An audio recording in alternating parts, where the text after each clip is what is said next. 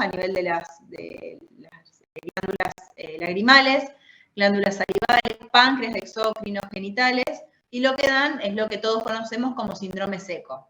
Serostomía, seroftalmía, serodermia, que es la piel seca, y toda la sequedad de las mucosas. El Sjögren, la enfermedad de Sjögren puede ser primaria, es decir, que sea una enfermedad completamente aislada, o que esté relacionada a una enfermedad que apareció previamente, en ese caso se llama síndrome de Sjögren secundario. El síndrome de Sjögren secundario, lo más frecuente es que sea secundario a una artritis reumatoidea, es la enfermedad que más se relaciona con el Sjögren. Las características clínicas no varían entre uno y otro, acá vamos a hablar del Sjögren primario como entidad en sí, digamos, como para separarlo un poquito como enfermedad propia, pero sepan que el Sjögren secundario, si bien la artritis reumatoidea es la que más frecuente vemos relacionada, puede ser secundaria a otras enfermedades autoinmunes sistémicas, como el lupus, esclerodermia, enfermedad mixta del tejido conectivo, las miopatías, polimiositis, dermatomiositis, la enfermedad de Still del adulto. Pueden ser otras enfermedades autoinmunes no reumatológicas, si se quiere, como la colangitis biliar primaria, la miastenia gravis. Puede ser secundaria a infecciones virales también. Después van a ver que dentro de los criterios de exclusión hay que ver que el paciente no tenga una hepatitis C, ¿sí? Que le esté justificando todo el cuadro clínico. El HIV es otro de los virus que puede estar relacionado al Sjögren secundario. Y otras patologías como, por ejemplo, la enfermedad de injerto contrahuésped. El síndrome de Sjögren primario, que es el que vamos a ver acá como enfermedad en sí, afecta a cualquier raza, tiene un pico de incidencia más o menos entre los 40 y 50 años, es mucho más frecuente en la mujer, y las principales manifestaciones al inicio, fíjense que el porcentaje por lejos, el primero, y que le saca varias cabezas a todas las otras, es el complejo Zika, que es lo que estuvimos viendo, o síndrome seco. Piel seca, ojo seco, boca seca, mucosas secas, ta. Después puede haber parotiditis, que es indistinguible de la parotiditis de los chicos, o sea, hay tumefacción, parotidia, dolor, puede haber fiebre. En porcentajes menores aparecen manifestaciones neurológicas, poliartritis, fenómeno de Raynaud, vasculitis, y puede aparecer un montón de otras manifestaciones clínicas que después vamos a ver. Hay criterios entre el Colegio Americano y la Sociedad Europea, los últimos son en el 2016, y tienen en cuenta, como les digo, la idea no es que se acuerden los criterios de clasificación, sino qué parámetros se toman en cuenta en esos criterios clasificatorios. Se toma en cuenta, lo primero que aparece, que es el focus score mayor o igual a 1, tiene que ver con lo que se ve en la biopsia de glándula salival, y tiene que ver con la cantidad de focos de células inflamatorias que se ven en esa biopsia. Después, obviamente, la presencia de anticuerpos, el anti-Ro, sobre todo, hay laboratorios que pueden discriminar el Ro de 60 kilodaltons y el Ro de 52 kilodaltons, no importa que hagan eso, cada uno se asocia a diferentes manifestaciones clínicas o hay algunas diferencias, pero ustedes sepan que de los anticuerpos más conocidos, que es el anti-Ro y el anti-LA, los anti-Ro son los que se toman en cuenta para los criterios clasificatorios. Después se toma en cuenta la puntuación de tinción ocular, SICA, que después lo vamos a ver, que es uno de los estudios que se utiliza para ojo seco. Otro de los estudios que se utiliza para ojo seco es el test de Schirmer, ¿sí? Que es para medir la producción de las lágrimas, con un papel de filtro que se pone en el lagrimal. También hay una fotito después y una diapo más explicativa. Y el flujo salival no estimulado, que es la cialometría, que también es una prueba súper accesible, muy barata, muy sencilla, y que también está incluida en estos criterios.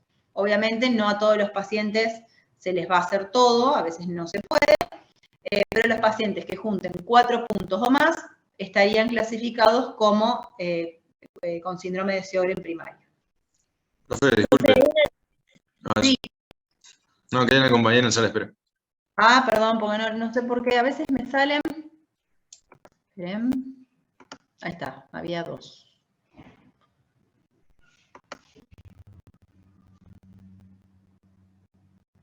Ahí está. Cualquier cosa me avisan porque durante la presentación no me sale cuando hay alguien en sala de espera.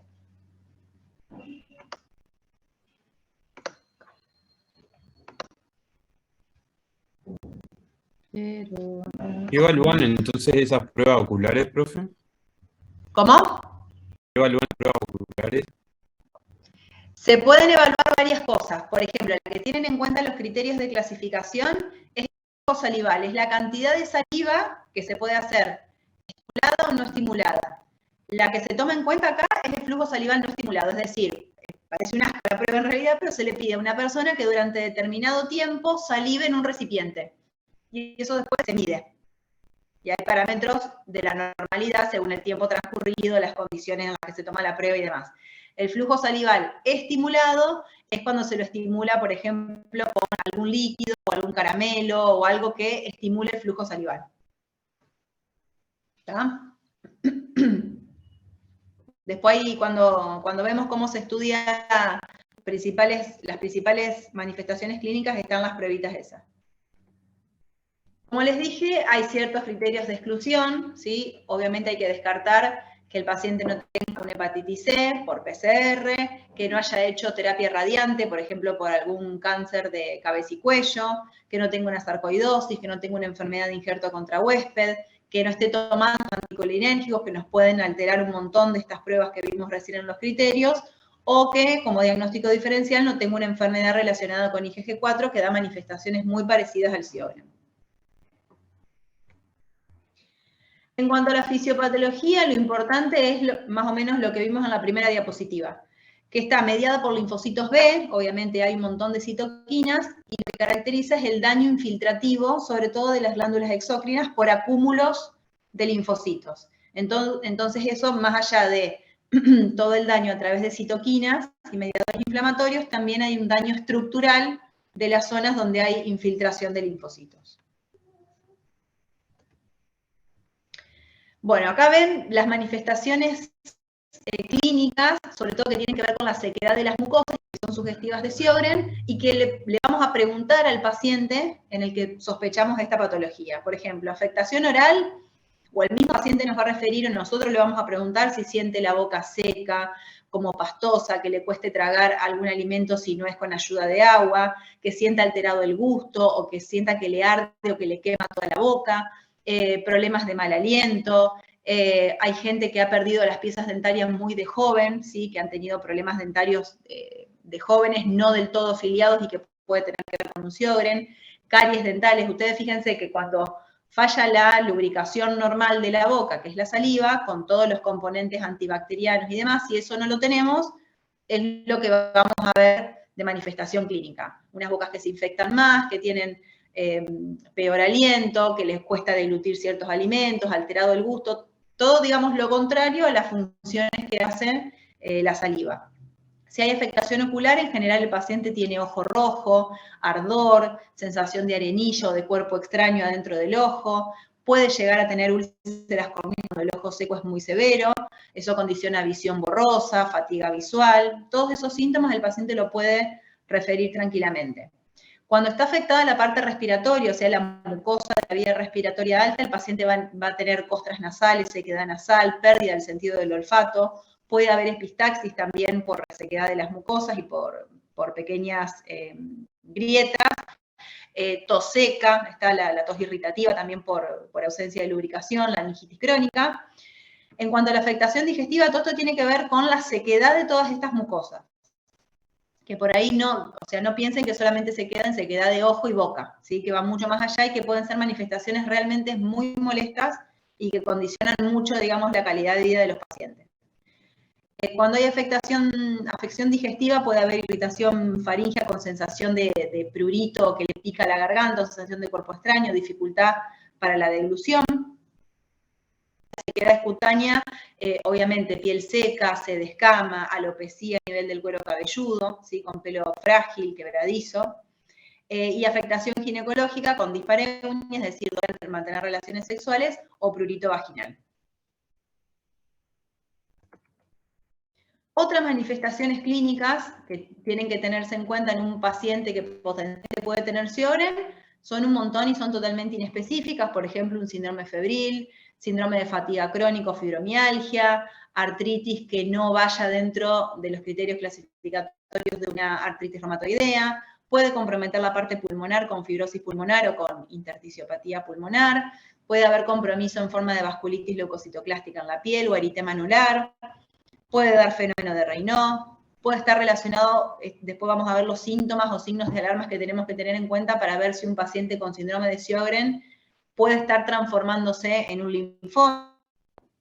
La infección por la hepatitis C, que vimos que está muy, muy relacionado con las mismas manifestaciones que el Sjögren, puede dar polineuropatía, neuropatía sensitiva, parálisis de pares craneales, elevación del eritro, bueno, eso es a nivel ya químico, elevación del eritro, hipergamaglobulinemia, gamapatía monoclonal, alteraciones hematológicas como leucopenia, neutropenia, y después a nivel inmunológico, en general, son pacientes que tienen factor reumatoideo positivo, el anti-CCP va a ser negativo, si no es que tiene una artritis reumatoide asociada, el FAN es positivo, y los anticuerpos más típicos que solemos encontrar, como les dije, es el anti-RO, que es el que forma parte de los criterios de clasificación, y el anti-LA, que también está muy relacionado a Sjögren. En cuanto a las manifestaciones oculares, pueden, más allá del ojo seco, puede haber complicaciones serias, como puede ser una conjuntivitis por Staphylo aureus, otitis, úlceras corneales, perforación, ya en un estadio mucho más avanzado. Y la forma de estudiar el ojo seco o el compromiso ocular por el Sjögren es a través de estas pruebas diagnósticas, que tienen diferente peso a la hora de interpretarlas, pero que son muy realizables, digamos, en nuestro medio. Uno es el test de Schirmer, que ahora vamos a ver, que mide la cantidad de producción de lágrima y que se usa como un papel secante que se pone en el lagrimal y se ve cuánto moja con lágrimas esa tirita de papel secante. El break-up time, o tiempo de ruptura de la lágrima, y el que más peso tiene junto con el de Schirmer es la tinción de la superficie ocular, y en base a eso se calcula un score. Profe, perdón, hay una compañera en sala de espera. Bueno. Ahí está.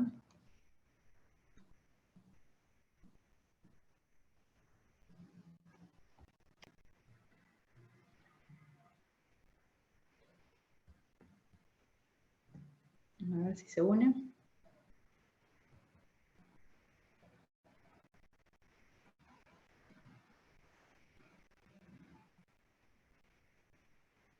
Ahí está.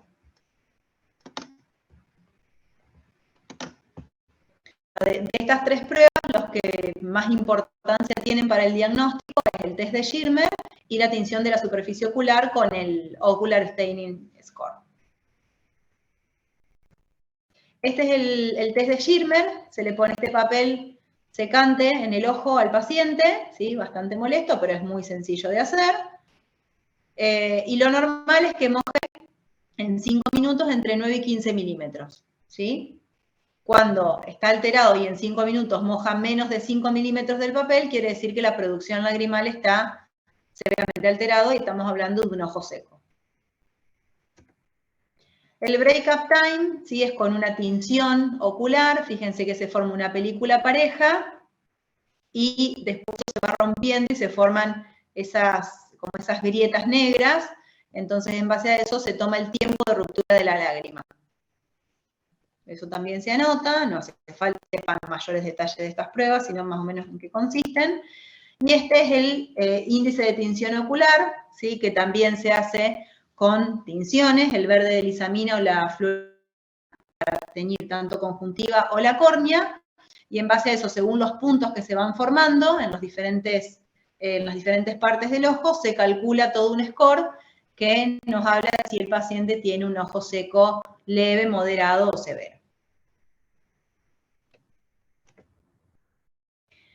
Sepan que posiblemente les deriven, si ustedes son reumatólogos o médicos clínicos en general, muchas veces les derivan un paciente con sequedad ocular para que les estudien Sjögren. La verdad que el Sjögren no es la causa más frecuente de sequedad ocular y hay otras causas que tienen que tenerse en cuenta. Pueden ser patologías oculares, conjuntivitis crónica, pueden ser blefaritis, ausencia congénita o malformaciones glandulares a nivel de las glándulas lagrimales.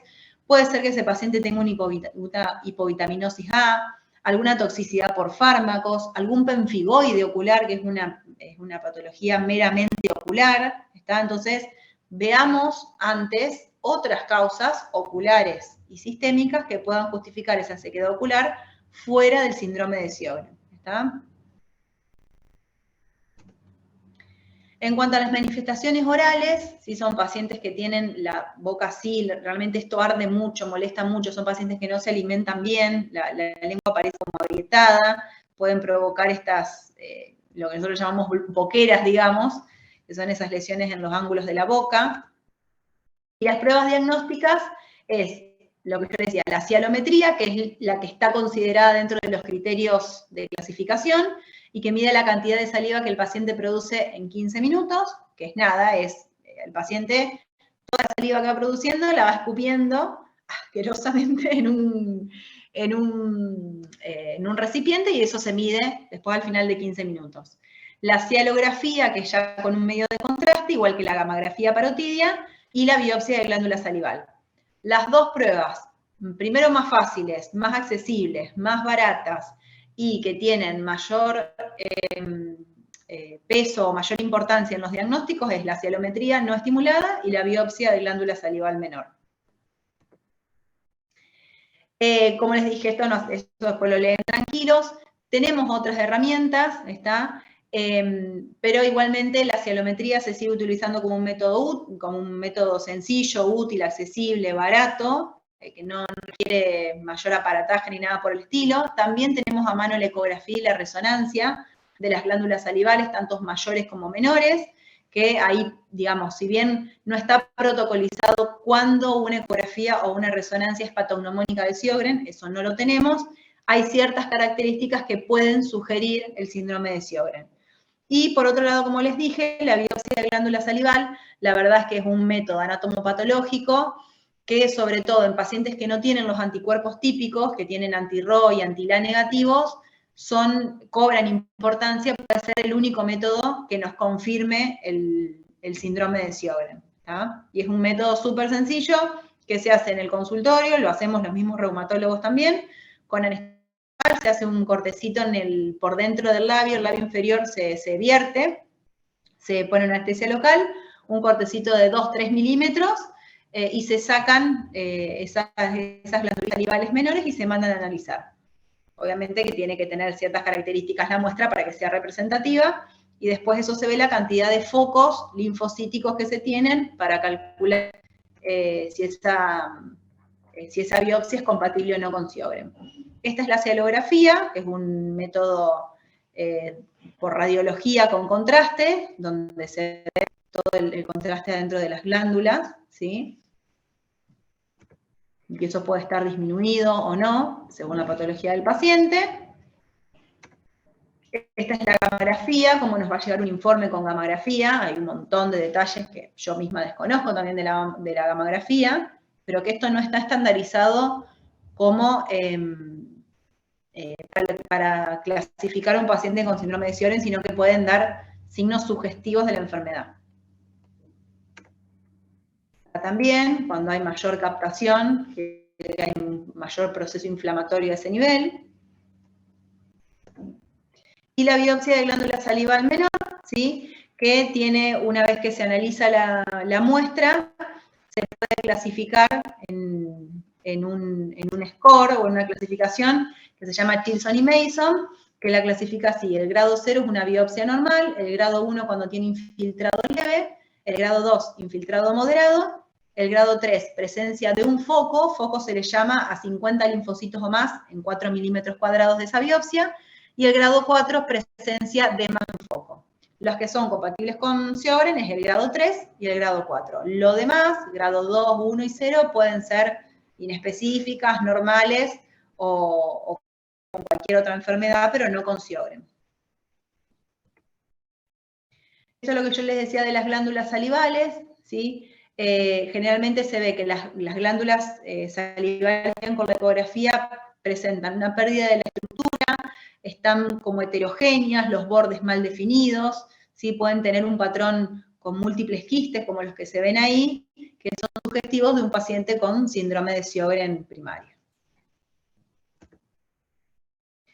Como así vemos el ojo seco, que puede ser secundaria a otras causas, en cuestiones de boca seca tenemos que tener en cuenta mayores causas, ¿sí? Los fármacos son un gran grupo que tenemos que tener en cuenta e interrogar bien.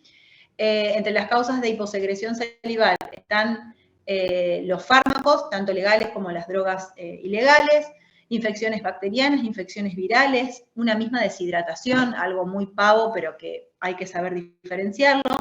Causas psicógenas, todo lo que es depresión, ansiedad, también puede provocar sensación de boca seca. El mismo envejecimiento, si ustedes interrogan a un paciente de 80 años, o a muchos pacientes de 80 años, la mayoría les va a decir que tiene boca seca.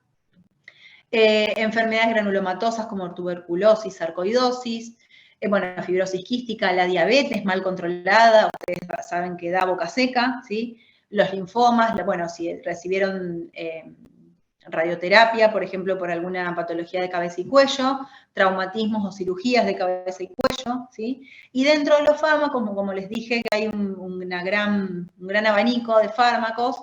Mucha gente toma hipnóticos, mucha gente toma sedantes, relajantes musculares, antidepresivos y ansiolíticos son de uso frecuente en un montón, en la población en general. Los antihistamínicos, los diuréticos, los antihipertensivos, son fármacos recontra usados por un montón de gente que pueden provocar boca seca y que quizás los estamos subestimando y pueden llegar a ser la causa, suspendiéndole el fármaco o rotándoselo a otro. Quizás a ese paciente le solucionamos la vida y no lo sometemos a millones de estudios, a biopsia de glándula salival y todo. Otra de las manifestaciones clínicas bastante frecuentes es la parotidomegalia, así que se da en el 30-40% de los pacientes, pero que también puede tener otras causas, ¿sí? Depende si es unilateral o bilateral, son las causas que vamos a sospechar. Si es unilateral, pensemos en infecciones, pensemos en tumores o en litiasis de las mismas glándulas salivales, o sea, obstrucción de los conductos salivales. Y si es bilateral, puede ser por enfermedades granulomatosas, la mononucleosis infecciosa, virus como el citomegalovirus, las parotiditis virales también, la cirrosis hepática, la diabetes, ¿sí? El alcoholismo, saben que da hipertrofia parotidia. Cuando tenemos un paciente con parotidomegalia. Dentro de las manifestaciones musculoesqueléticas, la mayoría de los pacientes tienen artralgias, un 20% puede manifestar mialgias o dolores musculares, y cuando desarrollan una artritis, ¿sí? Que no es es frecuente, pero obviamente menos frecuente que el síndrome seco, es una artropatía que también es una poliartritis, a veces intermitente, bastante simétrica, de pequeñas articulaciones, tiene una muy parecida a la artritis reumatoidea. La diferencia por ahí con la artritis reumatoidea es que esta no es erosiva, y cuando hay compromiso articular, en general hay mayor compromiso sistémico. Manifestaciones cutáneas, como habíamos dicho, piel seca, pero también puede haber púrpura, puede haber vasculitis, se puede relacionar con otras enfermedades autoinmunes de la piel, como el vitiligo, por ejemplo, la alopecia, y también puede dar un tipo de eritema nodoso. Las manifestaciones respiratorias, como hemos dicho, por sequedad del árbol respiratorio superior, costras nasales, epistaxis, sinusitis a repetición, difonía, a veces por serotraquia, es decir, sequedad de la tráquea, pueden provocarse atelectasias, infecciones respiratorias recurrentes, bronquiolitis folicular. La misma enfermedad provoca intersticiopatía pulmonar, cualquier patrón de intersticiopatía puede encontrarse en los pacientes con Sjögren, o también nódulos pulmonares o derrame pleural asociado a una amiloidosis secundaria al Sjögren. Manifestaciones neurológicas, el rango en el que se describen es muy variable, entre el 10 al 60% de los pacientes. En general, a nivel del sistema nervioso periférico puede provocar neuropatía sensitiva o sensorio-motora, una neuropatía desmielinizante, y a nivel del sistema nervioso central, neuritis óptica, compromiso de la médula espinal, convulsiones, meningitis aséptica, pero esto es mucho más infrecuente. Dentro de las manifestaciones renales, lo que más caracteriza al Sjögren es la nefritis intersticial aguda, ¿sí? con defectos tubulares, que se manifiesta clínicamente por una acidosis tubulo-renal. Pero que gracias a Dios no vemos frecuentemente esto. A nivel de las manifestaciones digestivas, es repetir un poco lo de los primeros cuadros, la disfagia, gastritis crónica, pancreatitis autoinmune, la cirrosis biliar primaria, hepatitis autoinmune, todas son enfermedades que se relacionan con el síndrome de Sjögren primario. Sobre todo la cirrosis biliar primaria, la verdad que hay bastantes pacientes que tienen Sjögren, y cirrosis, en realidad no se va a llamar más cirrosis biliar primaria, sino colangitis biliar primaria. Pues se ha demostrado que los pacientes no tienen cirrosis. Dentro de las manifestaciones cardiovasculares, los pacientes con Sjögren tienen más pericarditis, más disfunción diastólica, más hipertensión pulmonar, y acuérdense del bloqueo cardíaco congénito en las pacientes, después lo vamos a ver en lupus también, que el anti-RO se relaciona con, en los pacientes con lupus, con posibilidad de bloqueo cardíaco congénito, o con lupus neonatal, digamos. A nivel de las manifestaciones hematológicas puede haber linfopenias, plaquetopenias, reactantes de fase aguda aumentadas, las gamma-globulinas aumentadas, como cualquier proceso inflamatorio crónico, puede haber anemia hemolítica, ¿sí? Y ojo con el riesgo de desarrollar linfoma en pacientes con Sjögren, que no es frecuente, pero es una complicación grave y la tenemos que tener en cuenta si el paciente viene con afectación del estado general, fiebre prolongada de origen desconocido, que las adenopatías propias de la enfermedad aumenten, cambien de características, que sume esplenomegalia, que sume compromiso cutáneo en forma de púrpura, y a nivel de, digamos, de los análisis que nosotros le pedimos por lo menos una vez al año a los pacientes con Sjögren en búsqueda de estos factores de riesgo para desarrollar linfoma, le vamos a pedir un proteinograma por electroforesis donde haya hipogamaglobulinemia nueva o desaparición de la hipergama que tenía antes, cuando negativiza los anticuerpos, cuando negativiza el factor reumatoideo, cuando baja el C3 y el C4, cuando aparecen crioglobulinas, cuando aumenta la LDH, todas esas son cosas que realmente nosotros de forma rutinaria le pedimos a los pacientes con Sjögren, sobre todo a los que tienen algunas características clínicas, pero sino para pesquisar un probable riesgo de desarrollar linfoma. Y en cuanto al tratamiento, muy poquito vamos a ver, el tratamiento del síndrome seco sin otras manifestaciones sistémicas es bien local. La serostomía o la boca seca, perdón, acá lágrimas artificiales, en realidad esto es seroftalmía, no es serostomía, lo tengo que corregir. La seroftalmía o el ojo seco se trata con lágrimas artificiales, con preparados especiales que se utilizan, con gotas de carboximetilcelulosa, con corticoides tópicos, antiinflamatorios tópicos, ciclosporina, todo esto es soporte del oftalmólogo, ¿está? Si es solamente que el paciente tiene seroftalmía, va a ser el oftalmólogo el que haga el tratamiento de ese ojo seco. En cuanto al tratamiento para la boca seca, me dirán que hay poco y nada, puede ser pilocarpina o puede ser nada, que el paciente se hidrate bien, que tome mucho líquido, que coma caramelos ácidos para estimular el flujo salival y no mucho más que eso. Dentro del tratamiento sistémico, para las otras manifestaciones, las artritis y demás, podemos usar corticoides, podemos usar hidroxicloroquina. En pacientes que tienen una artritis por ahí un poco más rebelde, se usa metotrexato. Si hay, por ejemplo, complicaciones hematológicas, podemos usar azatioprina. Si hay complicaciones pulmonares, micofenolato, ciclopamida. Se pueden hacer inmunoglobulinas endovenosas o plasmaféresis. Y dentro de los agentes biológicos, el rituximab, por ahí es el que usamos en pacientes con Sjögren grave. Yo tengo con otra colega una chica muy jovencita con una enfermedad de Sjögren terrible, que es córtico-dependiente, con mucha parotidomegalia, adenopatías, que bueno, eso lo manejábamos con el resto de las cosas, azatioprina, micofenolato, corticoides y demás.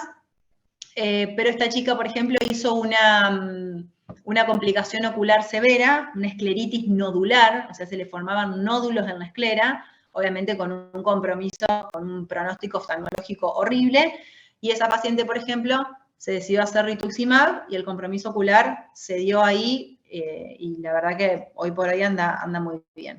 Después se puede usar belimumab, que es un biológico que se utiliza en lupus, y después algunos otros que se utilizan, por ejemplo, el abatacept, que se utiliza en artritis reumatoidea, también podría ser una opción por ejemplo, en el compromiso articular o pulmonar por Sjögren.